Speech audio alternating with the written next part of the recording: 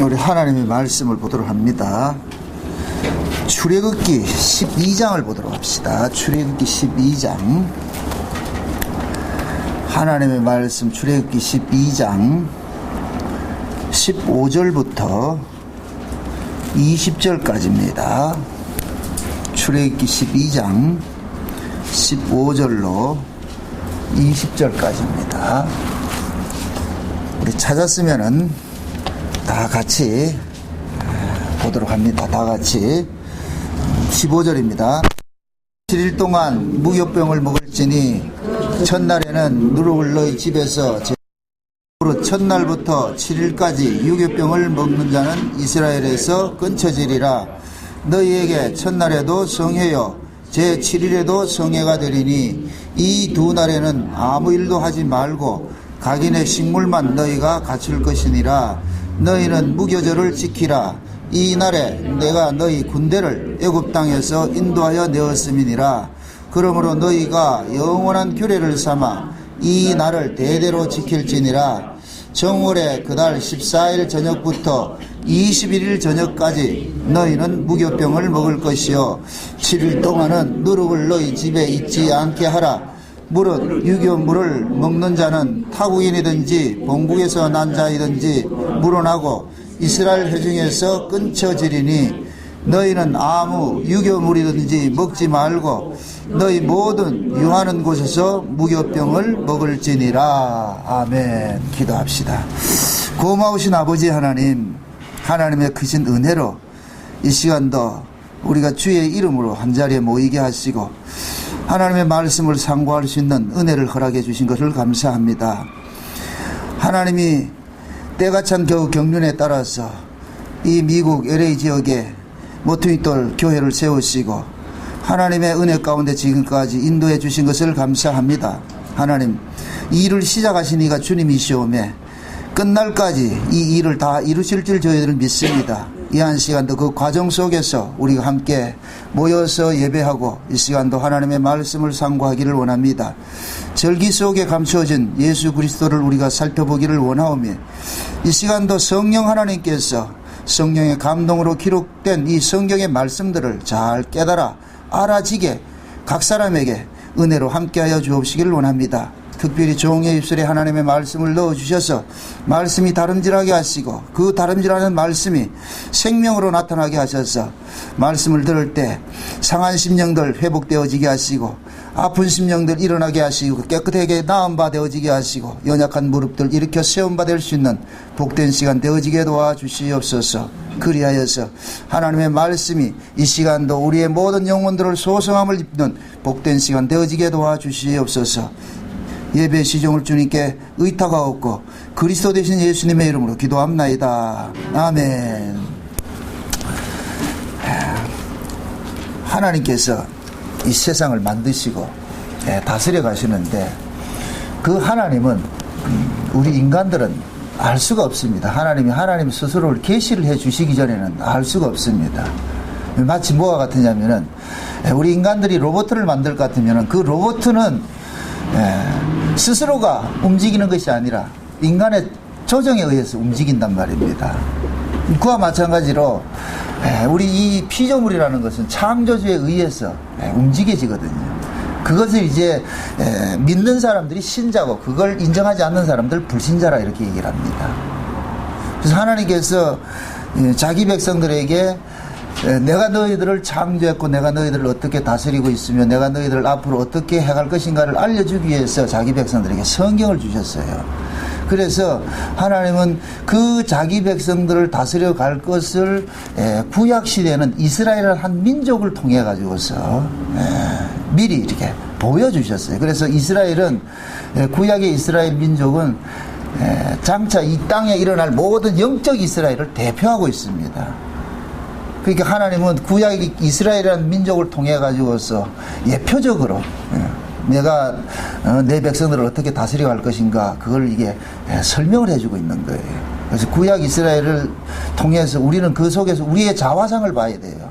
구약 이스라엘 속에서 구약 이스라엘은 남이 아니고 그가 누구냐? 우리란 말이죠. 내가 그 속에 있는 거예요. 그러니까 우리는 구약의 이스라엘의 그 역사를 가지고서 기록한 이 성경을 우리가 지금 보고 있는 거예요. 왜? 하나님께서 구약의 이스라엘 백성 속에 직접 뛰어들어서 그들을 어떻게 간섭하셨는가를 기록한 것이 이 구약 이스라엘 이 성경이거든. 구약 성경이거든요. 그 구약의 이스라엘 백성들을 다스려왔던 그 하나님이 신약에서는 교회를 통해서 또 간섭을 해 가신단 말이 다스려 간단 말이죠. 그래서 신약 성경은 무엇을 이야기를 하고 있냐? 교회를 이야기를 하고 있고, 구약 성경은 이스라엘을 이야기를 하고 있고, 그게 구약의 이스라엘이 신약으로 오면 뭐로 나타난다? 교회로 나타나는 것이죠. 그게 지금 우리가 이 교회가 곧 뭐냐? 구약의 이스라엘과 같은 것이에요. 이스라엘과 같은 것이에요. 그 구약은 그림자적으로 하나님이 구약 이스라엘을 통해 가지고 내가 내 백성을 이런 식으로 간섭해 가시고 이런 식으로 내가 구원을 해내 가신다는 것을 보여주셨단 말이죠. 그래서 구약의 이스라엘 백성들을 가지고서 지금 우리에게 설명을 해주고 있는 거예요. 그래서 오늘 우리가 살펴보는 이 구약의 절기도 이스라엘의 절기예요. 우리나라에도 명절이 여러 가지가 있습니다. 근데 우리나라는 이 구약의 이스라엘 이 절기를 안 지킨단 말이죠. 그 또 교회가 또 지금 이 시대 구약의 이스라엘이 지켰던 그 절기를 지킬 필요는 없어요. 그 절기가 말해주고 있는 것이 있기 때문에. 그래서 사도 바울은 이 구약에 일어났던 이스라엘 백성들에게 주셨던 이 모든 절기를 누구를 이야기를 하느냐? 예수 그리스도를 설명하기 위해서 주어진 것이다. 그렇게 이야기를 하고 있단 말이죠. 그러면 구약의 이스라엘 백성들이 이 절기가 어떤 절기를 볼 것 같으면은 봄절기가 있고 여름절기가 있고 가을절기가 있어요. 그러니까 봄절기는 예수님의 그 사역적인 의미를 봤을 때는 지나간 절기예요. 지나간 절기. 그럼 지나간 절기, 예수님께서 지나간 일을 하시는 것이 무엇이냐? 예수님의 과거적인 의미죠. 그래서 예수님을 일컬어서 뭐라 그럽니까? 이제도 계시고 전에도 계시고 장차 오실 자라 그러죠. 그럼 이 얘기는 한마디로 말할 것 같으면 뭐예요? 항상 계시는 분이죠. 항상 계시는 분. 항상 계시는 분이 누구다? 예수님이란 말이죠. 그게 항상 계시는 분이 누구예요? 하나님이죠. 하나님. 예수님이 곧 뭐냐? 항상 계시는 분이에요. 하나님이란 말이죠. 그래서 그 항상 계시는 그 하나님이 이 역사 속에 오셨어요. 역사 속에 오셔가지고서 일을 하시니까, 그래서 역사는 뭡니까? 시간이라는 이 개념 자체가 과거, 현재, 미래로 이렇게 흘러간단 말이죠. 이 역사는 이 단선적으로 쭉 이렇게 일직선으로 이렇게 흘러간단 말이죠. 그 과거, 현재, 미래. 근데 과거, 현재, 미래 이 전체 누가 계시냐? 하나님 계신단 말이죠. 어느 시대고 하나님 계셨으니까. 그러니까 영원 세계에 계시던 그 하나님이 역사 세계에 뛰어들었기 때문에 역사적인 그 시간적 그 시제적 의미로서 예수님을 스스로를 계시할 때 이제도 계시고 전에도 계시고 장차 오실 자다. 그럼 그 예수님께서 전에 하시는 일이 있고 이제 하시는 일이 있고 장차 하시는 일이 있는 거예요. 항상 계시는 분이지만은 역사 속에서 예수님이 하신 일들을 과거에 한 일이 있고 지금 하는 일이 있고 장차 하는 일이 있단 말이죠. 요걸 구약에는 절기를 통해서 계시를 해주신 거예요. 그래서 봄절기는 뭐냐? 우리가 지난번에 우리 살펴봤던 6월절, 무교절, 초실절이에요. 오늘 우리가 살펴보는 것이 무교절하고 초실절인데, 그럼 6월절, 무교절, 초실절 이것은 뭐냐? 봄절기예요. 봄절기. 근데 이 봄절기가 사흘 동안 연속해서 일어나는 건 절기거든요. 6월절, 무교절, 초실절 이렇게 해서 사흘로 연속해서 일어나는 절기인데, 그럼에도 사흘을 구분을 시켜서 새 절기를 만들어 놨단 말이죠. 그러면 이 새 절기는 우리가 지키는 어떤 명절 지키는 그런 개념이 아니고 예수님께서 하시는 그 일들을 세 가지 의미를 요 속에 다 담아놨단 말이죠. 그럼 예수님께서 오셔가지고서 이 땅에 오셔서 과거적인 일들을 하신 것이 뭐냐? 십자가에 죽으시고 무덤 속에 들어가셨다가 그 다음에 부활하신 것이에요. 근데 그 예수님의 죽으심도 한 챕터로 6월절이라는 한 챕터로 절기를 통해서 말해 주셨고, 그 다음에 예수님께서 오늘 우리가 살펴보는 무교절은 예수님이 무덤 속에 계신 것이거든요. 무덤 속에 계신 것도 한 챕터로 지금 설명을 해주고 있는 거예요. 그리고 초실절은 예수님께서 부활하신 것이에요. 근데 그 부활하신 것도 한 챕터로 이야기를 한단 말이죠. 절기를 통해 가지고. 그러면은 이 세 절기 속에는 예수님의 죽으심과 무덤에 갇히심과 부활하심, 이것은 엄청난 그 사건들이 그 속에 담겨져 있기 때문에, 너무 큰 사건이 그 속에 담겨져 있기 때문에 절기를 가지고서 설명을 해주는 거예요. 설명을 해준다는 거예요. 그러니까 예수님께서는 과거적으로 설명을 한 것은, 예수님께서 일하신 것은 과거적인 일인데, 그 과거적인 일이 뭐냐? 십자가에 죽으시고, 무덤에 갇히시고, 부활하신 것이 과거적인 절기란 말이죠. 그래서 그것이 봄절기로서 설명을 하고, 이것을 지난 시간에 제가 설명을 드릴 때 예수님께서 삼직으로 가지고 또 설명을 했잖아요. 예수님의 삼직이 있는데, 예수님은, 기름 부으심을 받은 자를 예수님을 그리스도라 그래요. 그리스도라 그러는데, 구약에 보면 기름 부음을 받는 사람이 세 직분이 있어요. 세 가지 직분이. 그러니까 하나님께서 구약의 이스라엘 백성들에게 왕과 제사장과 선지자에게 기름을 부었어요. 이것은 하나님께서 위임을 해서 하나님의 일을 보여주는 일들을 하는 거예요. 그 세 사람은. 그래서 예수님께서 이 삼직을 다 가지셨거든요. 선지자직을 가지셨고, 제사장직을 가지셨고, 왕직을 가지셨어요. 그러면은 선지자직과 제사장직과 왕직도, 이것도 곧 뭐냐? 예수님의 어제와 오늘과 내일이 있단 말이죠. 이제도 계시고 전에도 계시고 장차 오실 그 예수님을 그 속에 다 담아놨단 말이죠. 그래서 예수님께서 이 땅에 오셔가지고서 어제적 사역을 하신 것은 선지자적 사역을 하셨어요. 선지자적 사역을 하셨어요. 그 선지자적 사역은 곧 뭐냐? 죽음이에요. 죽는 거예요. 자기 백성들을 회개를 촉구하고 하나님의 말씀을 증거하다가 죽임 당하는 것이 선지자 역할이에요. 선지자 역할. 그런데 예수님의 그 선지자 역할 속에서는 무엇이 담겨져 있느냐 하면은, 자기 백성들의 죄를 짊어지고서 몽땅 짊어지고서 죽는 거예요. 그러니까 구약의 이스라엘 백성들이 선지자들이 나타나면 선지자들 반드시 죽임을 당했거든요. 그러니까 그 선지자의 그 죽음은 그 무엇을 담고 있느냐? 예수님의 죽음을 담고 있어요. 그러니까 구약의 이스라엘 백성들은 선지자들이 출현을 하면 그 선지자는 무엇을 이야기를 하느냐? 백성들의 죄를 고발하는 거예요. 낱낱이 고발하고서. 그러니까 죄를 고발한다는 얘기는 그들을 어디로 끌어들이냐면 하나님 품으로 불러들이는 거예요. 이게 감사라니까요. 잘못하니까 내 백성, 내 새끼니까 잘못한 걸 그대로 둘 수가 없는 거예요. 그러니까 선지자를 보내가지고서 어떻게 하라? 돌아오라 그런다고. 돌아오라. 너희들 왜 그렇게 사느냐? 너희들 내 백성인데, 하나님의 백성인데 왜 이방인같이 그렇게 사느냐? 그렇게 살아서는 안 되지. 그런데 이스라엘 백성들은 뭐냐? 육신을 가지고 있다 보니까 이 땅에 살아가는 삶이 너무 재미있는 거예요. 그게 늘 유혹으로 다가오는 거예요. 그래서 이방인들의 그 삶들을 계속 쫓아가고 있거든요. 그럼 하나님은 이방인들과 같은 삶을 살지 못하도록 하거든요. 여기에 딜레마가 있다니까. 자기 백성이 차라리 말이죠, 육신을 입지 않고 그냥 천사를 만들어 놓을 것 같으면 이방인 쫓아갈 거야, 안 쫓아갈 거예요? 안 쫓아갈 거 아니에요. 천사 만들어 줄 것 같으면은. 똑같은 몸뚱이를 가지고서 이방인과 같이 살지 말라 그러니까. 우리는 원래 이방인처럼 살았어요. 우리는 원래 우리는 떡을 좋아하면서 살았다니까. 그렇게 산 사람 보고 어느 날 불러와가지고서 살지마, 이거 사람 환장하는 거예요.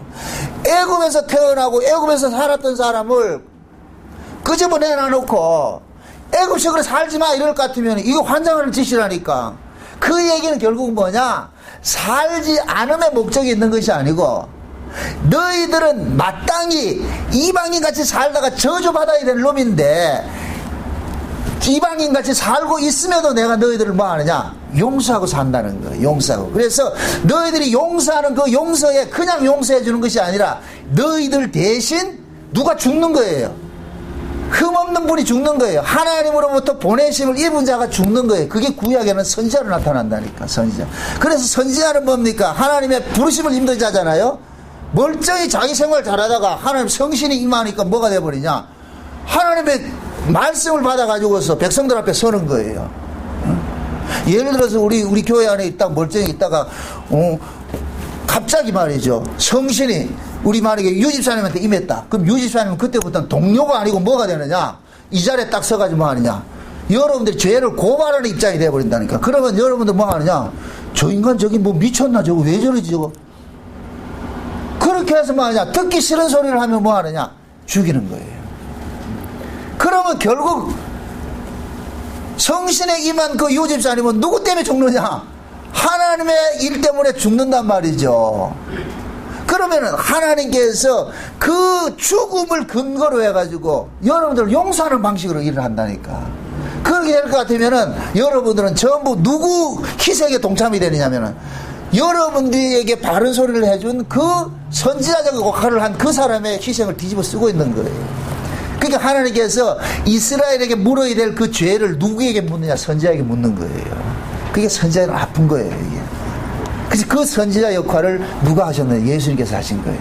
그래서 예수님께서 오셔가지고서 십자가에 죽으신 것은 하나님께서 이스라엘을 다 죽여야 돼요. 이스라엘을 다 죽여야 되는데 그 이스라엘을 다 죽이지 않고 대신 누구를 죽였느냐? 예수를 죽인 거예요. 예수를. 그래서 예수님이 죽으실 때는 누구를 다 안고 죽음이 되느냐? 자기 백성을 다 안고 죽음이 되는 거예요. 그래서 예수님의 그 죽으심 속에는 누구의 죽음이 담겨 있느냐? 우리의 죽음이 담겨져 있는 거예요. 그렇게 될 것 같으면 우리는 예수를 뭐라 그랬겠어요? 우리도 예수를 뭐라 그랬겠어요? 죽여라 했죠. 우리가 예수를 죽여라 했죠. 그러니까 우리가 뭐냐? 예수님에 따라서 예수님 때문에 살아난 바라바가 돼버린다는 게 바라바가. 내가 예수님 때문에 살아난 바라바인 거예요.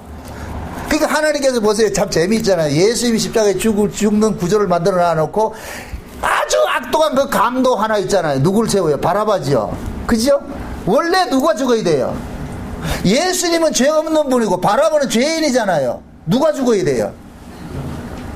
바라바가 죽어야 되죠. 그죠? 근데 그 바라바가 죽어야 될 그 자리에 누가 바꿔치기 하잖아요. 지금 빌라도가 그러잖아요. 명절이 되면은 죄수 하나를 놓아주는 관례가 있는데, 그러면은 그들이 빌라도는 누구를 놔주고 싶었느냐 하면은 예수를 놔주고 싶은 거예요. 예수님을 놔주고 싶었는데 이스라엘 백성들은 예수 대신 누구를 내놓으라 그랬어요? 바라바를 내놓으라 그랬죠. 그럼 결국 바라바는 누구 때문에 사는 것이 돼버려요? 예수님 때문에 사는 것이죠. 그럼 그 바라바가 누구예요? 나라니까. 걔 이러면 안 돼. 그러면 안 된다니까. 내가 바라바라니까. 내가 예수님 때문에 살아난 바라바인 거예요. 그럼 결국 우리는 뭐냐? 예수님을 볼 때마다 뭐냐? 아, 내가 죽어야 될 그 자리에 예수님께서 대신 죽으셨구나. 이렇게 될 것 같으면 우리의 생명이, 살아가는 이 생명은 내 것이 아니고 누구의 생명으로 사느냐? 예수의 것으로 사는 거예요. 그래서 예수의 것을 우리가 살지 못하니까 무엇을 보내주느냐? 성령을 보내줘 버렸단 말이죠. 성령을. 그래서 성령을 보내주면은, 이 성령이 오면은 구약의 이스라엘 백성들 속에서 갑자기 뽕나무 치다가 성령이 임하니까 선지자 역할을 한 사람 있죠. 그런 사람 있죠. 그게 다 누구냐? 저와 여러분들도 마찬가지죠. 성령이 임하게 될 것 같으면, 그러면 우리는 뭐냐? 내 의지와 상관이 없이 예수님의 운명 속으로 우리는 끌려가게 되는 거예요. 그때부터 우리는 누구를 증거하는 삶이 되느냐? 예수를 증거하는 삶이 되는 거예요. 이게 신자의 일설이거든요.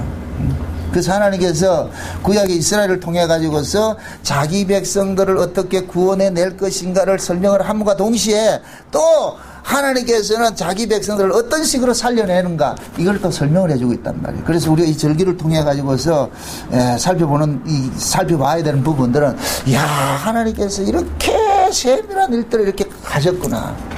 저는 어제 아주 좋은 걸 경험을 했어요. 우리 오전사님하고 이렇게 박지사님하고 같이 유니버설 스튜디오에 갔다 왔다니까. 굉장히 복음적인 걸 난 많이 건져냈다니까. 여러분도 모르지만 너무너무 내가 좋은 거 봤어요. 거기 가면은 영화를 찍는데 이건 전부 허구에, 실제는 영화는 다 허구잖아요. 허구인데 그걸 실제라고 생각을 해봅시다. 조그마한 세트를 만들어 놓고 거기서 하는 거예요. 근데 우리는 이거를 스크린에 딱 비칠 것 같으면 전 세계적으로 나가면은 그 스크린에 걸린 것들은 꼭 실상처럼 뭐 합니까? 보여지잖아요. 아, 이게 복음이 있다니까. 그 속에 하나님께서 창세전에 계획했던 것들은 그 스크린처럼 여기 저 미니어처같이 조그만하게 만들었어요. 모판같이 딱 져서 유니버설 스튜디오 같이 딱 만들어 놓은 거 있어요. 그것을 어디다 확대하느냐? 이 세상이라는 스크린에 확대를 시켜놓은 거예요. 이 세상 속에. 이해돼요? 그러니까 영화를 찍는 건 거기서 찍지만은 하나님이 창세전 언약은 그냥 묵시 속에서 하나님께서 아버지와 아들 간에 언약을 했어요. 야, 됐다 해가지고 시나리오를 썼다니까. 시나리오를 거기서 쓴 것을 이것을 어디다 확대하느냐, 이 세상이라는 이 스크린에서 확 확대를 시켜버린 거예요. 그럼 세상 속에서 뭐가 나타나냐? 실상으로 나타나는 거예요. 지금 이해돼요? 그러니까 영화를 찍어도 그 조그마한 방 안에서 찍는 걸 가지고서 스크린에 비춰낼 것 같으면 온 세계에 있는 사람은 그 스크린을 통해 가지고서 뭐 그러냐? 사실감으로 느끼는 거예요. 그래서 여러분들이 돈 주고 영화 보는 거예요. 난 그거 보니까 돈 주고 영화 보고 싶지 않다. 그 장난하는 거 전부 다 말이죠. 응? 근데 참 재미있는 것이 말이죠. 또 하나 느낀 것이, 영화를 보는데 3D 같은 영화를 보고 있잖아요. 이게 달라요. 전 세계에 있는 극장에서 보는 영화하고 스튜디오 가가지고 실제 내가 본 영화는 다른 것이 뭐냐? 전 세계 스크린에 걸린 그 영화를 볼 때는 사실감이 없어요. 현장감, 사실감이 없어. 그런데 거기 가서 딱 보니까 의자가 흔들리고 막 물이 쏟아지고 막 이런 걸 실제 경험을 해요. 막 주라기 월드에서 막 나온다니까. 막 나와가지고서 이게 일반 극장에서는 경험되지 못해요. 그 세트를 그렇게 안 해놨기 때문에. 그러니까 모든 음향이라든가 모든 것들, 그 효과라든가 이런 것들을 해놔놓으니까 그 뭡니까, 뭐라 그래요, 차를 타고서 그 현장을 가는데 말이죠, 막 실제 차가 움직이고 말이죠, 떨어지기도 하고 막 이런 일들을 한단 말이죠. 그러니까 사실감이 있는 거예요. 그냥 주라기 월드 그 공룡이 내한테 막 덮치고 막 이런 일들이, 그러니까 소리를 지르고 말이죠. 우리 오전사님은 난리를 치더라고 가지고. 이 경험이 되더라고. 극장에서는 그 경험 없어요. 그러고 안경을 받아야 돼요. 안경을 받아야 돼요. 저는 보세요. 그걸 가지고서 우리가 이 성경 객관적인 진리를 이렇게 줬어요. 온 세계 모든 사람이 다 줬어요. 이거 아무나 못 본다니까. 안경을 받아야 돼요. 성경을 보는 안경을 받아야 돼요. 성경을 보는 안경. 성경을 보는 안경을 받으면은 그때서 뭐냐? 성경이 보여지는 거예요. 다메섹에서 사도 바울이 예수를 만나기 전에는 성경을 보는 안경이 없었어. 그러니까 자기 마음대로 이해를 하고 해석을 하는데, 다메섹에서 성경을 보는 안목을 받고 보니, 안경을 받아보니 그 안경이 눈에 비늘 떨어지는 것을 말해주는 거예요. 제가 편의상 안경이라고 그러는 거예요. 바울의 눈에 비늘이 떨어졌잖아요. 그죠? 그게 비늘이 떨어진 것은 새로운 눈을 떴다는 얘기입니다. 새로운 눈을. 그동안에 뭔가 망막이 가려져 있던 것인데 그걸 띄울고 노니까 새로운 세계를 보여드리듯이 안경을 받으면 보여진다니까. 일반 극장에서는 그걸 못 봐요. 그 안경을 받아요. 그 안경 가면 다 있다니까. 주라기 월드 그거 가면 다 있어요. 저기 가면. 그 안경만 있으면은 실제 사실감으로 느껴지더란 말이에요. 그래서 좋은 경험을 했어요. 그래서 하나님께서 창세전에 계획했던 그 일들을 묵시 속에서 하나님은 그 일들을 했지만은 실제 역사 속에 딱 뛰어들어서 여기 와서 보니까 막 여기서는 사실처럼 그 입체감으로 막 나타난단 말이죠. 그래서 구약에서는 실제 예수님을 상징하는 그 사건들을 리얼하게 이스라엘 백성들로 하여금 보여주는 거예요. 그래서 양을 잡게 만들고 말이죠. 응? 또 오늘 우리가 살펴보는 이 무교절 같은 경우에는 말이죠, 떡을 갖다가 누룩 없는 떡을 땅에다 묻어놨다가 다시 꺼내 먹는 이런 퍼포먼스를 하게 한다니까. 그 구약의 이스라엘 역사는 결국 뭡니까? 지금 우리가 영화를 보듯이 말이죠. 그들의 역사들을 우리를 영화를 이렇게 보듯이 그 영화 속에서 나타나는 그런 사건들은 뭐냐? 유니버설 스튜디오에 갈 것 같으면 사실 같은 것들을 느껴질 것 같으면 이런 것들이 이루어져 가지고서 우리에게 주어졌구나 이렇게 깨달을 수가 있다니까. 그럼 오늘 우리가 무교절을 살펴보는데, 무교절은 뭐냐면은 어렵지 않아요. 무교절은 뭐냐? 누룩 없는 떡을 먹는 절기예요. 누룩 없는 떡을 먹는 절기예요. 그걸 무교병이라고 그래요. 무교병. 그 이스라엘에게는 두 가지 떡이 있어요. 누룩을 넣어서 만든 떡이 있고 누룩을 넣지 않은 떡이 있는 거예요. 그게 어떤 때는 누룩을 넣은 떡을 먹으라 그러고 어떤 때는 누룩을 넣지 않는 떡을 먹으라 그런다니까. 그럼 실제 이스라엘 백성들은 유목민이기 때문에 그들은 주식이 뭐냐? 떡이에요. 빵이란 말, 빵. 밀가루 반죽을 해서 빵을 한단 말이에요. 그러면은 밀가루 반죽을 해가지고 빵을 만들 때는 반드시 뭐를 집어넣어야 돼요? 누룩을 집어넣어야 되잖아요. 그죠? 누룩을 집어넣어야 그것이 부풀어져 가지고서 빵이 식감이 부드러워지고 그렇게 만든단 말이에요. 그래서 이스라엘 백성들은 다 빵을 만들 때는 무조건 다 누룩을 넣어 가지고서 며칠 이렇게 하면은 부풀어져 가지고 빵이 부드럽고 그런 빵을 먹고 살았는데 무교절이 되면은 하나님께서 뭐라 그러냐? 누룩 넣지 말고 빵을 해 먹으라 그런단 말이에요. 누룩 넣지 말고 빵을. 그럼 누룩 넣지 않고 빵 해 먹을 것 같으면 그 빵 못 먹는다니까요. 그것은 뭐냐? 먹는 양식으로서 주는 것이 아니라 그 누룩 없는 떡을 먹게 함으로 인해서 그러니까 누룩 없는 그 떡을 의인화해서 이런 분이 올 거라는 것을 미리 예표적으로 뭐 하느냐? 보여주는 거예요. 그게 구약의 이스라엘 백성은 누룩 없는 떡을 먹은 것이 예수님의 죽음을 선치적으로 뭐 하느냐? 그들은 동참하는 것이 되어버리는 거예요. 동참하는 것이 되어버린다. 그래서 예수님께서 누룩 없는 그 떡이 되셔가지고 떡으로서 어디에 있느냐?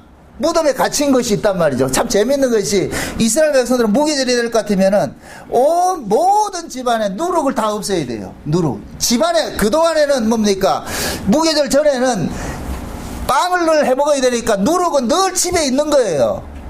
그런데 무교절이 되면 어떻게 하느냐? 집에 있는 누룩은 요만큼이라도 있으면 안 된다니까. 모든 누룩을 수거를 해가지고 어떻게 하느냐? 보자기에 싸가지고 땅에다 묻어버려요. 땅 속에다 묻는다니까. 집에 보이면 안 돼. 보이면 안 된다니까. 그리고 누룩 없는 떡을 말이죠. 그렇게 해서 만들어서 먹는 거예요. 해서 먹는데, 근데 이것을 언제 꺼내느냐면 사흘 후에 꺼내가지고 먹거든요. 누룩 없는 떡을. 그러니까 이스라엘 백성들은 구약의 율법은 뭐냐? 이게 무슨 의미예요? 이거 모르고 그냥 하면 돼요. 그냥 의미를 모르고 그냥 시킨 대로 하면 된다니까. 누룩 없애라면 없애고 말이죠. 그걸 누룩 없는 떡을 사흘 동안 묻어놨다가 다시 꺼내서 먹으라면 먹으면 되고 그렇게 했어요. 근데 이것이 실제적으로 그 모든 절기는 누구를 이야기한다 그랬어요? 예수님이 이야기한다 그랬잖아요. 그죠? 그러니까 그걸 의인화했을 때 뭐냐? 누룩 없는 떡을 사흘 동안 묻었다가 사흘 후에 꺼내 먹는 것은 이것이 뭐냐? 사흘 동안 누가 죽었다가 누가 다시 살아나는 것이다. 이것을 지금 예표를 하고 있단 말이죠. 그래서 무교절이라는 이 절기의 그 의미가, 어원적 의미가 뭐냐면은 그를 묻어둔 것을 기념하는 뜻이란 말이에요. 이 무교절이라는 의미가, 그 무교절이라는 의미 자체가, 이 단어 자체가 뭐냐면은, 하크함 마짜트라고 그러는데, 이건 뭐냐? 그를 묻어둔 것을 기념하는 절기라 이 뜻이라. 그를 묻어둔 것을. 그러니까 여기서 말하는 그라는 것은 뭐냐? 누룩 없는 떡인데, 그것을 신약식으로 말할 것 같으면은, 누구냐? 예수가 되겠죠. 그죠? 예수님께서. 그러니까 구약의 이스라엘 백성들은 하나님께서 무교절에 누룩 없는 떡을 사흘 동안 땅 속에 묻음으로 인하여서 장차 예수님께서 오셔가지고서 십자가에 죽으시고 장사될 것을 사흘 동안 무덤에 계실 것을 예표적으로 보여주는 거예요. 그럼 왜 누룩 없는 떡이냐? 여기서 말하는 누룩 없는 떡이라는 얘기는 죄 없는 분을 이야기하는 거예요. 여기서 누룩이라는 건 성경에 두 가지 의미가 있어요. 어떤 때는 누룩은 긍정적인 요소를 할 때는 뭡니까? 이것을 복음을 상징을 하게 돼요. 그래서 나중에 우리 살펴보겠습니다. 오순절날 봄을 같으면 또 떡을 만들어 가지고서 하나님 앞에 이렇게 바치는 것이 있거든요. 그때는 누룩을 넣어야 돼요. 누룩을 안 넣으면 안 돼. 그럴 때는 뭐냐? 예수님께서 부활하고 십자가에 부활하시고 죽으시고 해서 죽으시고 부활하셔가지고 오순절 성령으로 왔어가지고 성령으로 오신 이 예수는 뭐냐? 온 세계에 뭐냐? 확장되는 일들이 있어야 돼요. 그래서 예수님께서 마태복음 13장에 볼 것 같으면 천국을 비유할 때 가루 서말 속에 누룩을 비유하죠. 그죠? 그 가루 서말 속에 넣어둔 그 누룩은 무엇을 일을 해야 돼요? 그 가루를 전부 뭐 해야 돼요? 부풀게 하는 일들을 하죠. 그때는 거기 오순절 성령이 오게 될 것 같으면은 예수님께서 십자가에 죽으시고 부활한 이 사건들을 온 세계에다 뭐 해야 되냐? 누룩처럼 부풀게 만들어줘야 돼. 온 세계에 확장을 시켜줘야 된단 말이야. 그럴 때 누룩 넣는 떡을 먹어야 돼.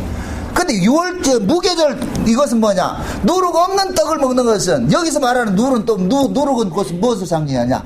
죄 없음을 상징하는 거예요. 죄 없음을. 그래서 예수님께서 죄 없는 분인데 그 죄 없는 분이 사흘 동안 무덤에서 뭐 한다? 갇혀 있다가 다시 살아날 것을 상징하고 있는 것이 무교절이 담고 있는 내용이에요. 그래서 이스라엘 백성들은 누룩 없는 무교절이 될 것 같으면 누룩 없는 떡을 만들어서 사흘간 땅에 묻어놓고, 그 다음에 누룩이란 누룩은 전부 가둬가지고 어떻게 하느냐, 묻어두듯이 어디 다른 데로 보관을 시켜야 돼. 집안에 누룩이 있으면 안 돼. 그럼 결국 뭐냐, 이스라엘 백성들에게는 뭐냐, 예수님께서 십자가의 죽으심으로 인하여서 이스라엘의 모든 죄가 뭐 하느냐, 사해질 것을 뭐 하느냐, 예표적으로 보여주는 거예요.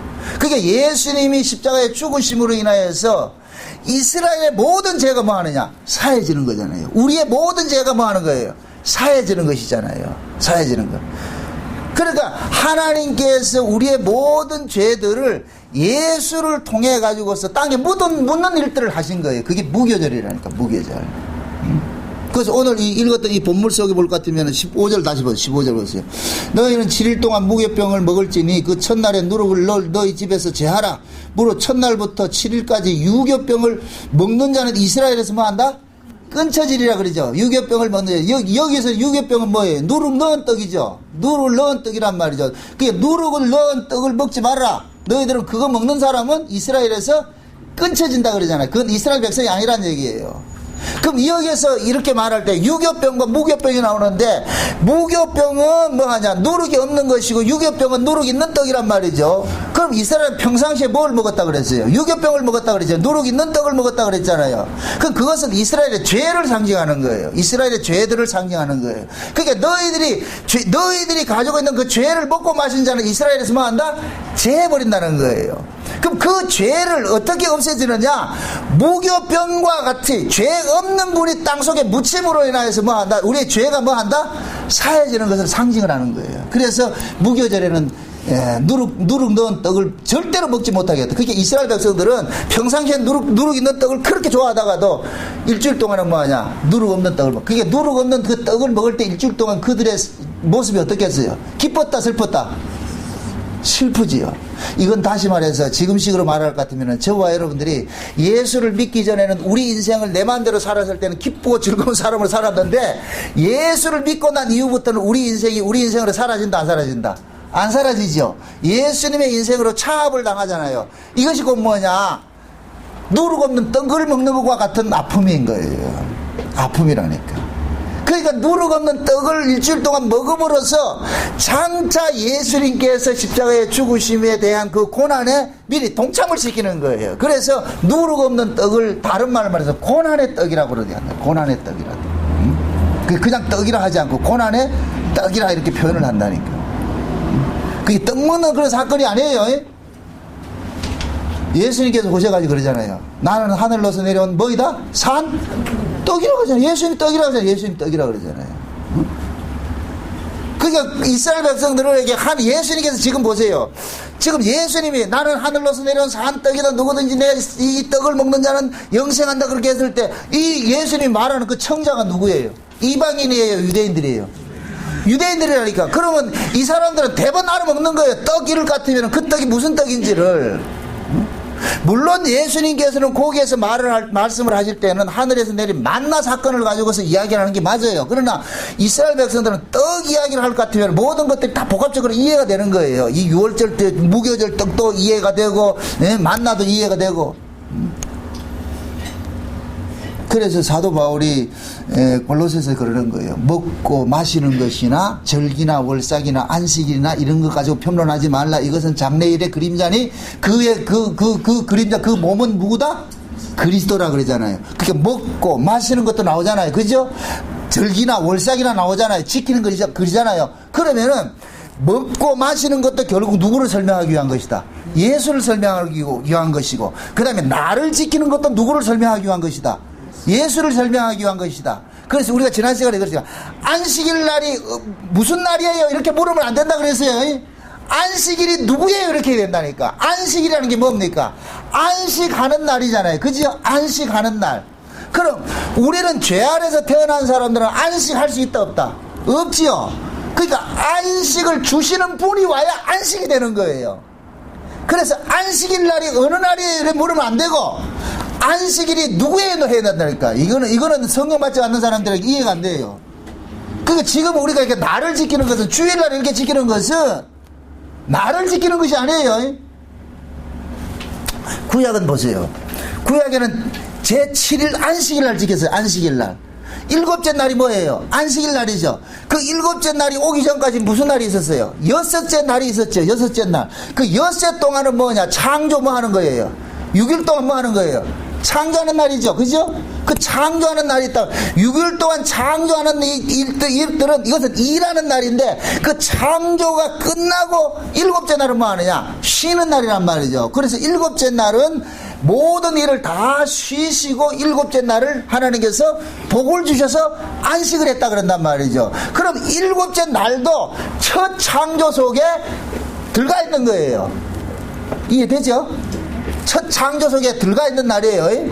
그럼 그때 그 첫 창조 속에 일곱째 날이 들어가 있는데 그 일곱째 날을 하나님께서는 안식일로 지키라 그랬어요. 구약의 율법을 통해서. 그 얘기는 곧 뭐냐? 하나님께서 여세 동안 일하시고 일곱째 날 안식하셨다는 것을 여호와의 안식에 그들을 동참하는 의미에서 지키라 그랬단 말이죠. 그런데 신약에서는 우리가 안식일을 지키는 것이 아니고 주일을 지켜요. 주일을 지키는데 그 주일을 지키는 것은 예수님께서 부활한 날을 지키는 것이란 말이에요. 부활한 날을.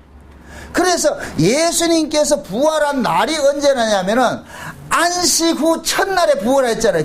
그거는 이제 초실절 날, 오후 시간에 살펴볼 건데, 안식 후 첫날이 될 것 같으면 무슨 날이 되느냐면 일곱째 날 넘어서 여덟째 날이 되어버린다니까. 그래서 우리는 지금 이 시간에 모이는 것은 일곱째 날 안식일로 모이는 것이 아니고 여덟째 날로 모이는 거예요. 여덟째 날. 지금 이해돼요? 그게 여덟째 날은 뭐냐? 이 역사 세계를 벗어난 날이에요. 그걸 묵시세계라고 합니다. 묵시세계.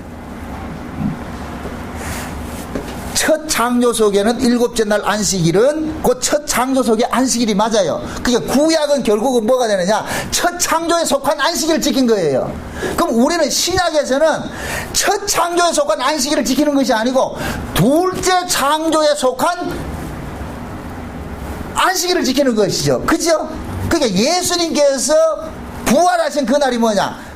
첫 창조의 모든 것들을 뭐하냐? 무덤 속에서 다 장사를 지내버리고 안식 후 첫날 부활하셨기 때문에 예수님께서 안식 후 첫날 부활하신 그날은 뭐냐? 이 역사 세계에 넘어있는 날을 상징하고 있는 거예요. 그래서 우리는 이 신약의 주일날 모이는 것은 월화수목금토일 일요일이 주일이 아니고 월요일도 주일이고 화요일도 주일이고 금요일도 주일이에요. 우리가 이렇게 주일날 일요일날 이렇게 모이는 것은 세상이 일요일날 다 쉬기 때문에 모이는 거예요. 만약의 경우에 이 LA 지역에 일요일을 쉬는 날로 하지 않고 월요일날로 쉬는 날을 했을 까 우리는 월요일 모이면 되는 거예요. 지금 이해돼요? 이걸 가지고 어느 날 모였느냐 이거 싸움하지 말라니까. 네 일요일날 모였냐 안 모였냐 이런 거 싸우지 말라니까. 그런 의미에서 우리가 수요일 날도 모이고 금요일 날도 모이는 것은 수요일로 모이는 것이 아니고 뭘로 모인다? 똑똑하네. 주일로 모이는 거예요. 주일로 모이는 거예요. 지금 이해돼요? 네. 금요일로 모이는 것이 아니고 주일로 모이는 것이라니까. 그 주일이 무슨 날이라? 묵시 속에 새로운 날이고 우리를 일컬어서 뭐라 그래요? 새로운 뭐라 그래요? 피조물이라 그러죠. 새로운 피조물이라.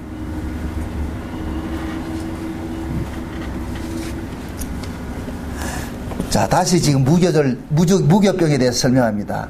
이스라엘 백성들이 무교절이 될 것 같으면은 누룩 없는 떡을 사흘간 묻었다가 꺼내 먹는다 그랬어요. 왜 하필이면 사흘간이냐? 예수님께서 무덤 속에 사흘간 계셨죠. 그럼 나흘 계시면 안 됩니까? 아니면 이틀 계시면 안 됩니까? 왜 꼭 사흘이냐 말이죠.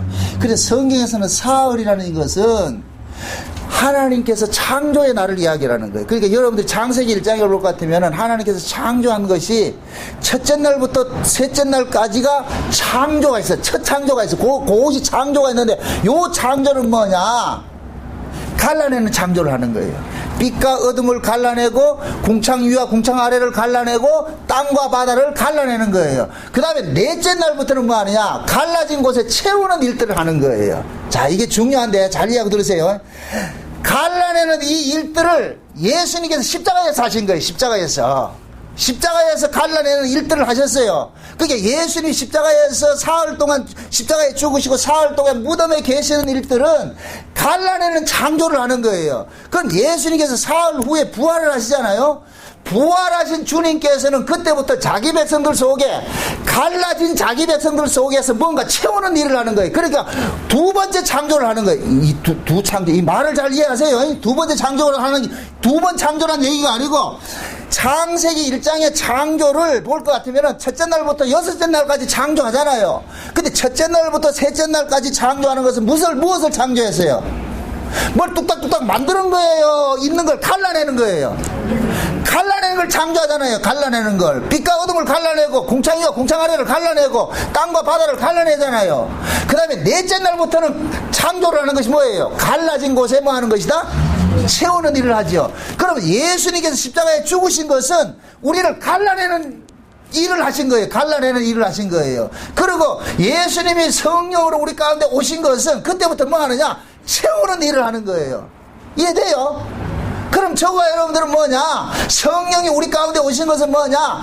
예수님께서 십자가에 죽으셔서 우리를 죄와 사망 가운데서 의와 거룩으로 옮겨 나와가지고, 의와 거룩으로 옮겨진 자들에게 하나님께서 하늘의 의와 거룩을 자꾸만 뭐 하느냐? 채우는 일들을 하는 거예요. 그래서 신앙생활은 나 예수 믿고 구원받았다 땡 아니라니까.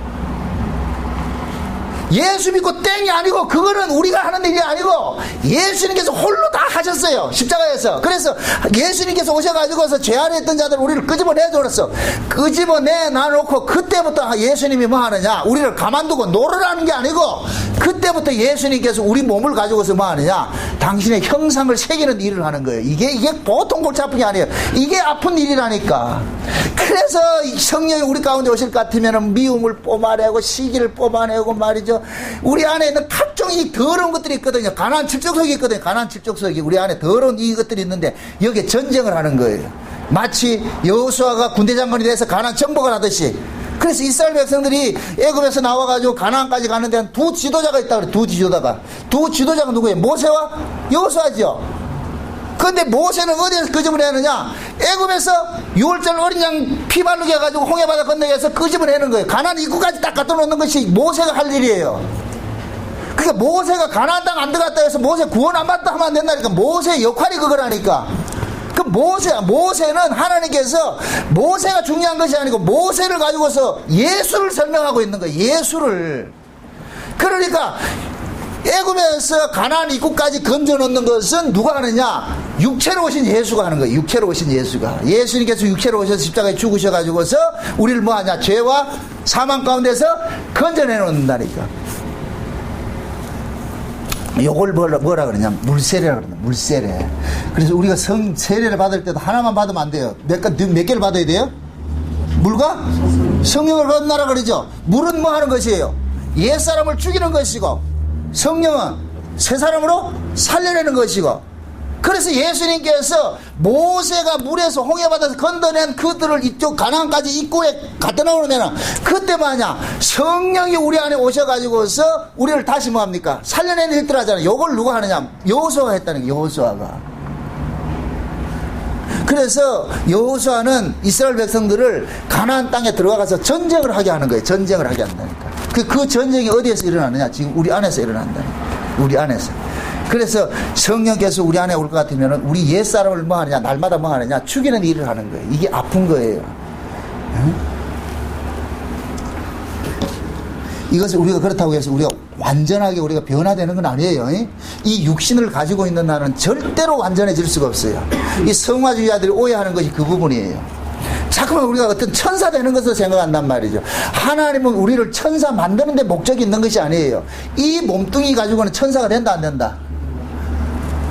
천사 같은 몸은 하늘에 가면 있다니까. 하늘의 몸이 천사 같은 몸이에요. 죄 안 짓는 몸이 그 천사 같은 몸이 있다니까.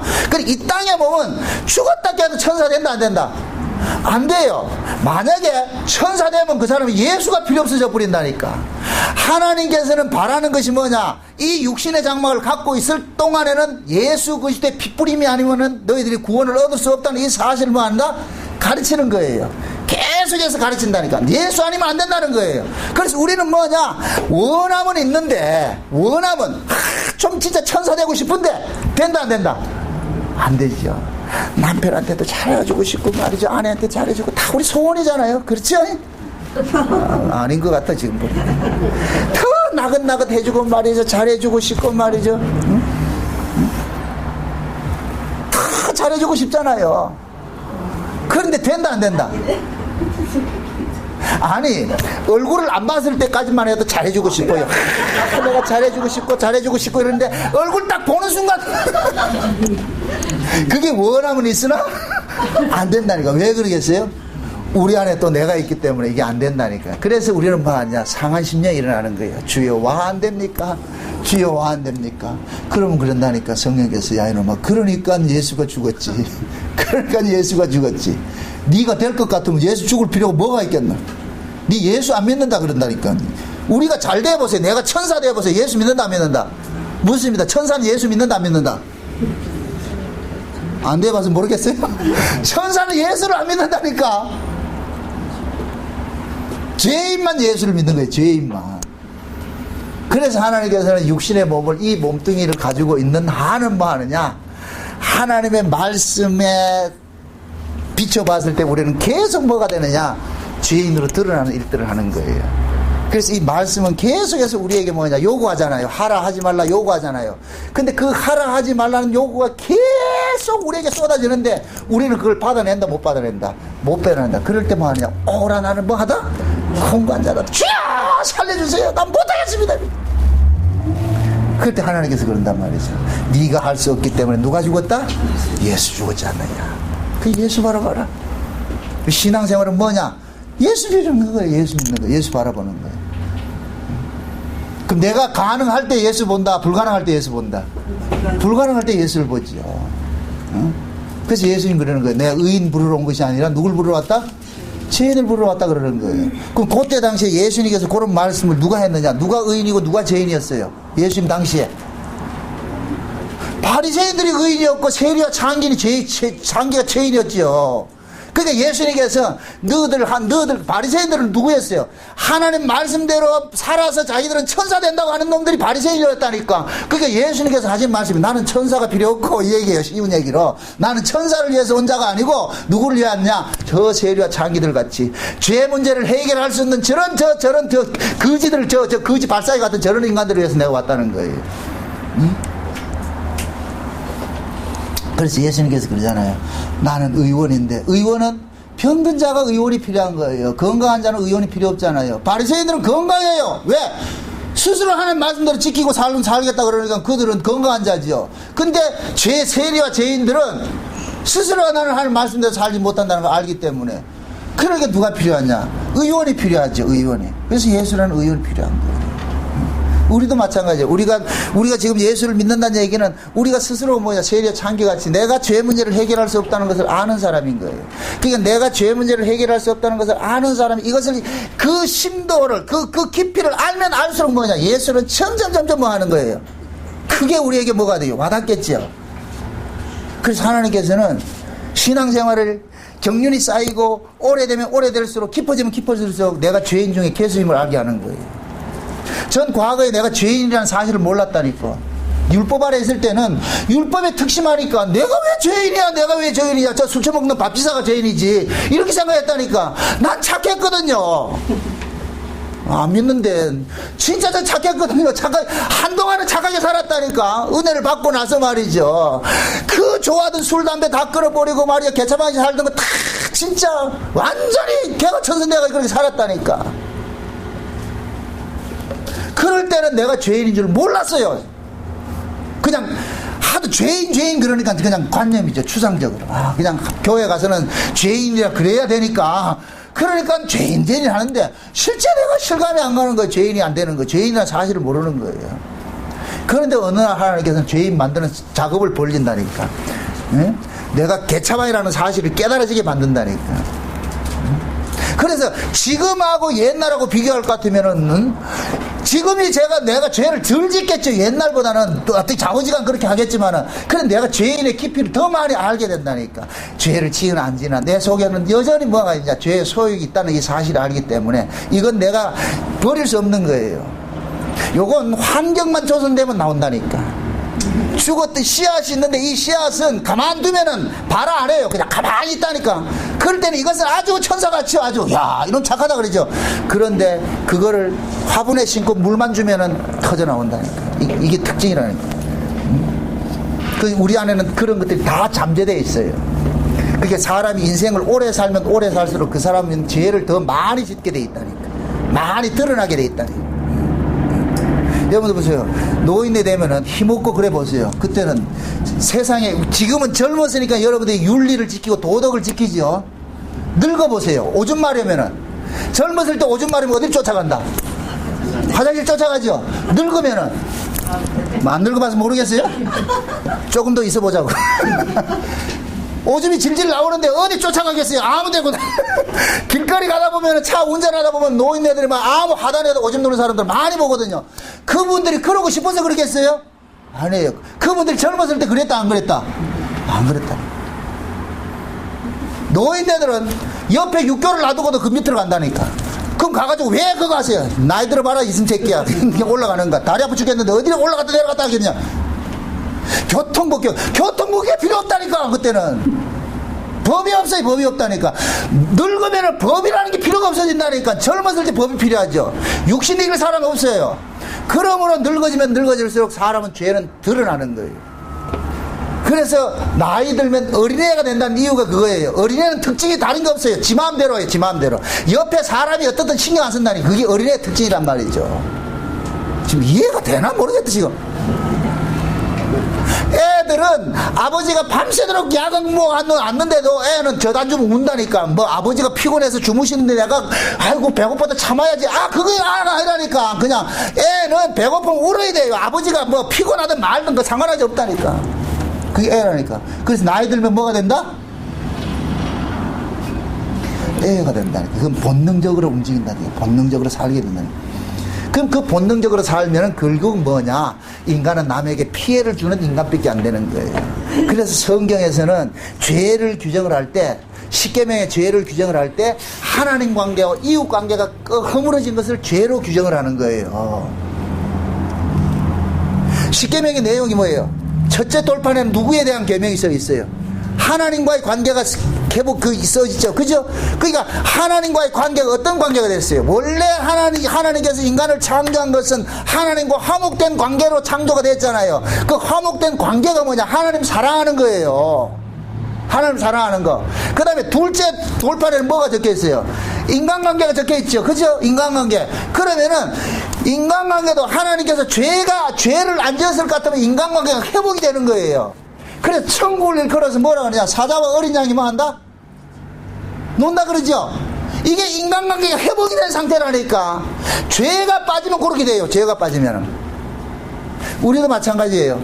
우리 안에 성령께서 우리를 주장을 했을 때 간헐적이지만은 성령이 우리를 강하게 주장을 할 때는 우리는 뭐가 되느냐? 사자와 어린 양이 하나가 될 때가 있다니. 그때는 무슨 의미로서 원수도 용서가 된다니까. 그때는 그게 늘 지속이 안 돼서 그렇지요.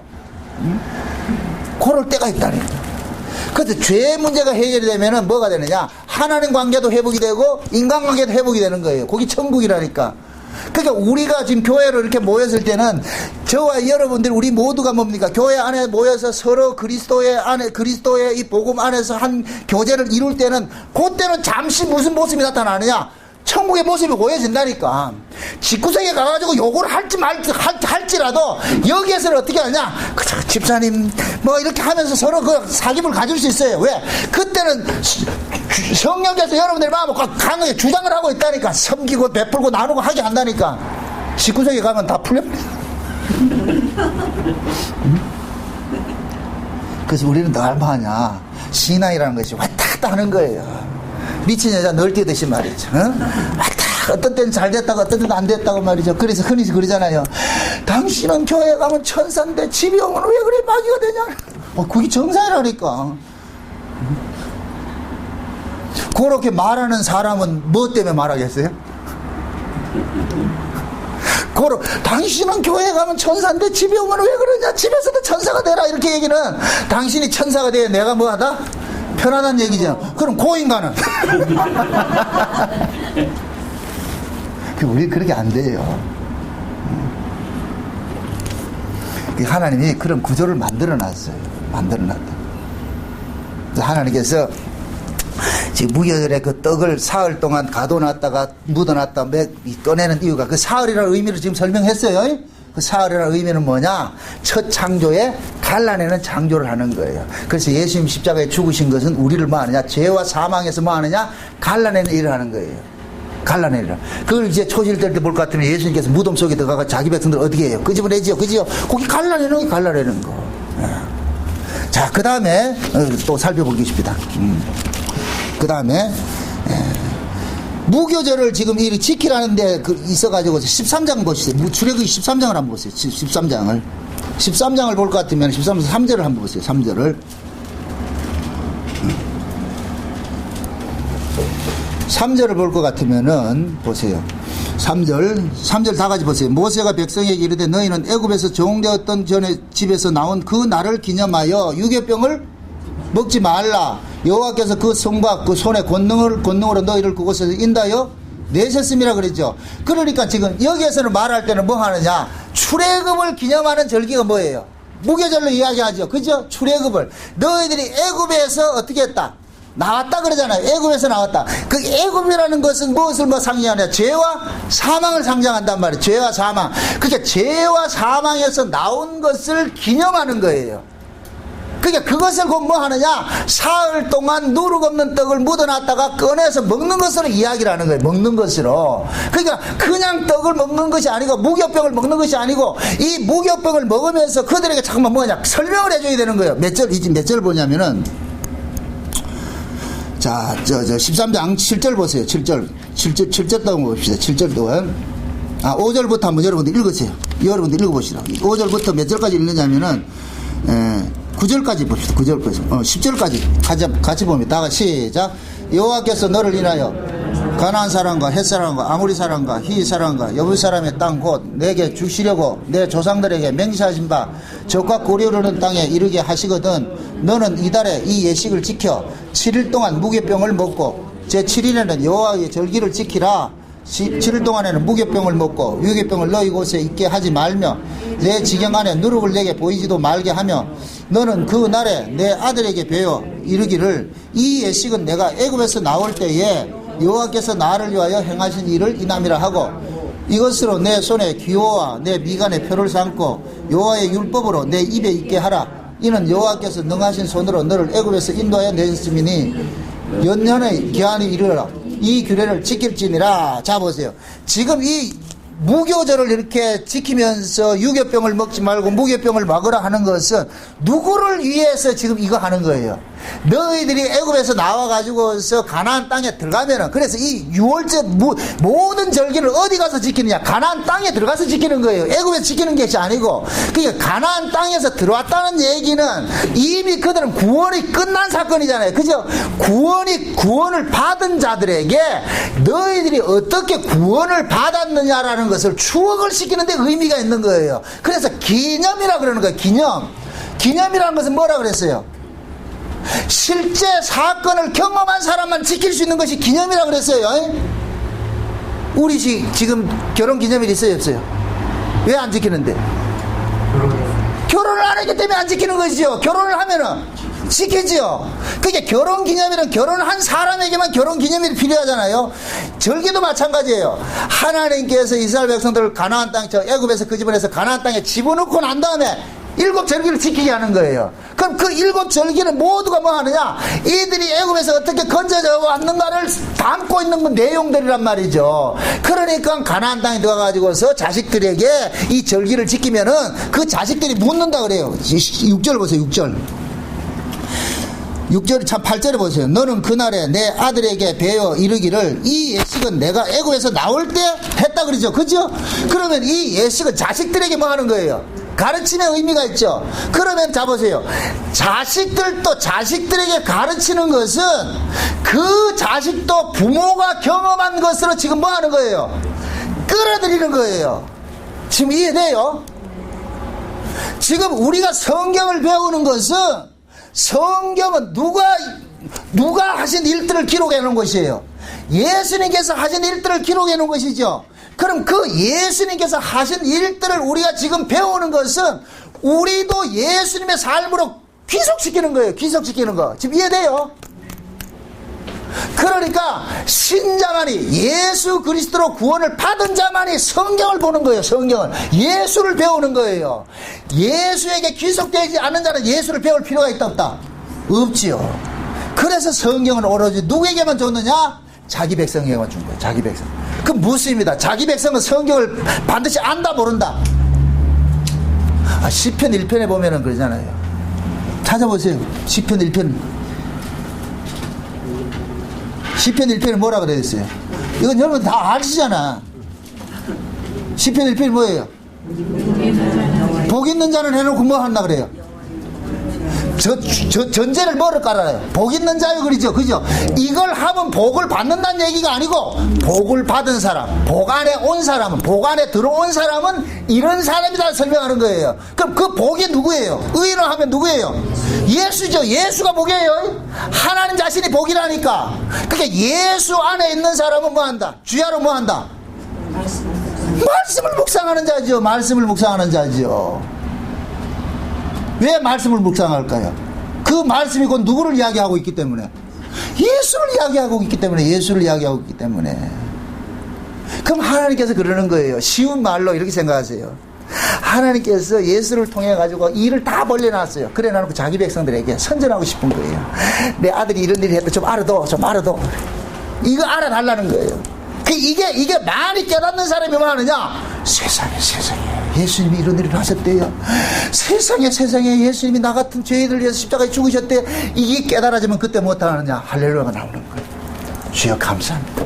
주여 감사합니다. 이게 천국이라. 이게 창세전 언약의 내용의 하이라이트잖아요. 창세전 언약의 내용의 끝에는 뭐가 나와야 된다 그랬어요? 그 은혜의 영광을 뭐 한다? 찬미하는 거. 이게 천국이라니까. 요한계시록에 나오는 천국이라니까. 그 은혜의 영광을 뭐 하냐? 찬미하는 거예요. 그걸 지금 이 땅에서는 교회를 통해서 뭐 하느냐? 맛보게 하는 거예요. 그래서 교회에서 여러분이 교회를 나올 때는 기뻐야 되는 거예요. 기다려져야 되고 즐거워야 되는 거예요. 또 가야 되나? 벌써 일주일이가? 이러면 안 된다니까. 그건 문제 있는 사람이에요. 기다려져야 돼. 와, 빨리 주일이 안 올까? 참 꿈같은 얘기다, 참. 근데 보통이 또는 그렇게 해야죠. 그죠? 네. 그러고 있어요. 해야 돼요. 이래가지고 안 돼. 이래. 주일날 오전 예배 하나 드리고 그걸로 무마시키면 안 된다니까. 안 돼. 절대 안 돼요.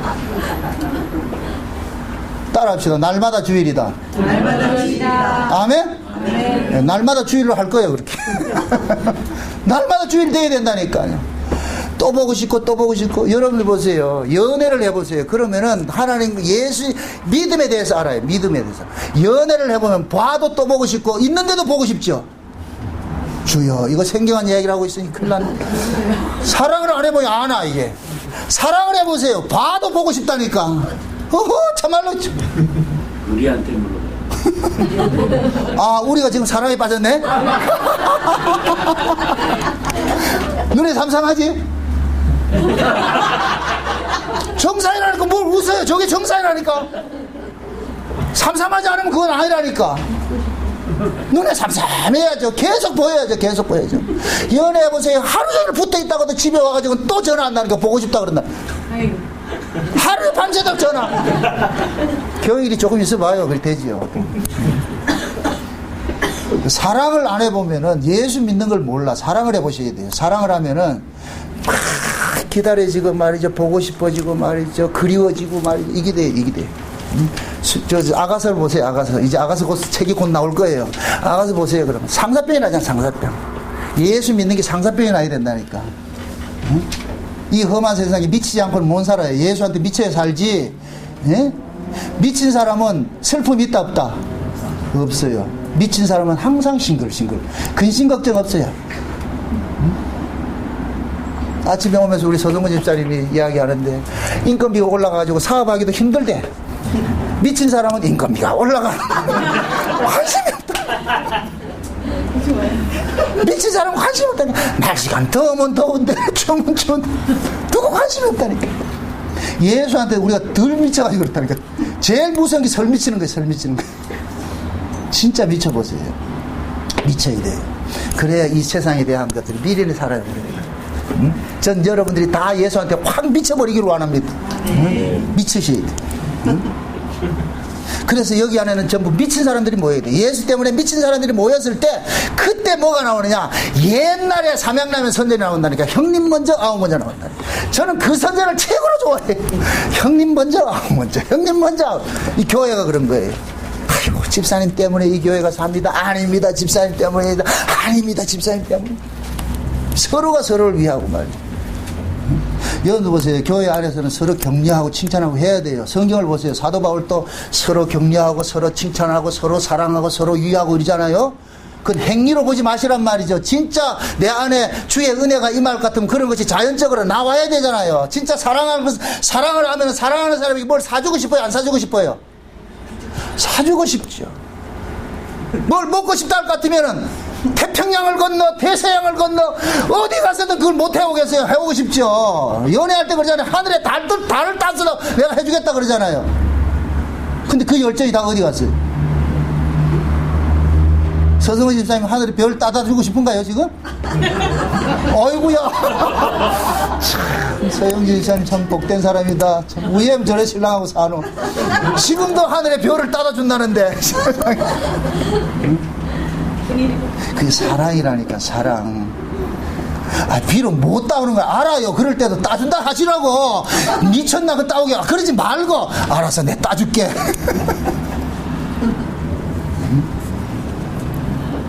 그래서 하나님께서 이스라엘 백성들을 무교절을 통해 가지고서 그들이 뭐냐, 애굽에서 끄집어 나온 것, 이걸 기념을 시키는 거예요. 얼마나 하나님께서 그것을 알리고 싶었을 것 같으면 이렇게 절기를 지키게 만들었겠어요. 내가 어린 양의 피를 발라가지고 너희들을 애굽에서 끄집어낸 거 이거 기억해라. 이거 기억해라. 제발 좀 기억해라. 제발 좀 기억해라. 그 신약 성경에 보면은 예수님께서 기념하게 하신 것이 두 가지가 있어요. 세례하고 뭐가 있어요? 또 하나 뭐가 있어요? 성찬식이죠. 성찬식. 예? 떡과 포도주를 주면서 내 올 때까지 뭐 하라? 기념하라. 뭐 하라는 얘기? 기념이 뭐라 그랬어요? 사건화시키라는 얘기잖아. 그죠? 사건화시키라는 얘기죠. 그래서 떡과 포도주를 먹게 한 것은 뭐냐? 내가 너희들 속에 있다 이놈아. 그러니까 제자들은 떡과 포도주를 먹으면서 그 떡과 포도주를 그냥 같이 보고서 제사 지내는 게 아니고 먹으라 그러잖아요. 이 얘기는 결국 뭐냐? 예수님이 우리 속에 뭐 한다? 쑥 들어온다는 얘기예요. 언제 들어와요? 오순절날 들어와버리잖아요. 오순절날 성령이 오고 나니까 그 쑥 들어와버리잖아요.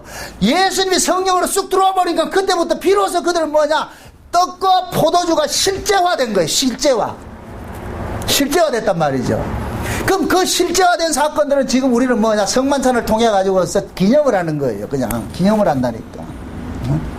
그래서 하나님께서 얼마나 하나님이 자기 백성들을 애굽에서 건져낸 것을 자기 백성들에게 가르치고 싶을 것 같으면 절기를 통해서 뭐 하느냐, 이렇게 기념하게 하겠어요. 대대로 자식들한테 뭐 한다?